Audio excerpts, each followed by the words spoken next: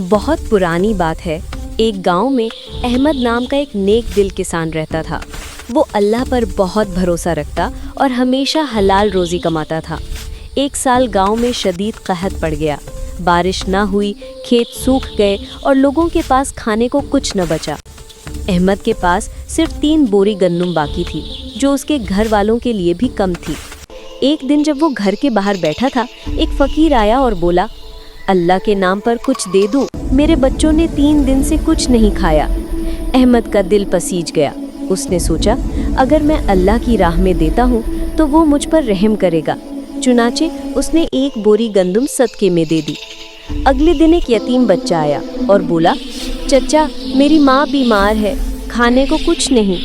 अहमद ने दूसरी बोरी भी उसके हवाले कर दी। अब सिर्फ 1 बोरी बची थी, जो उसके अपने घर के लिए थी। तीसरे दिन उसकी बीवी बोली, अब क्या करें, घर में कुछ नहीं बचा। अहमद ने कहा, अल्लाह पर भरोसा रखो, वही रिस्क देने वाला है।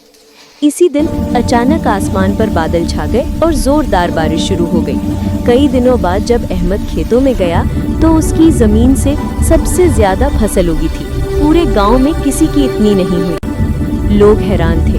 वो अहमद से पूछने लगे, तुम्हारे खेत कैसे सरसब्ज हो गए?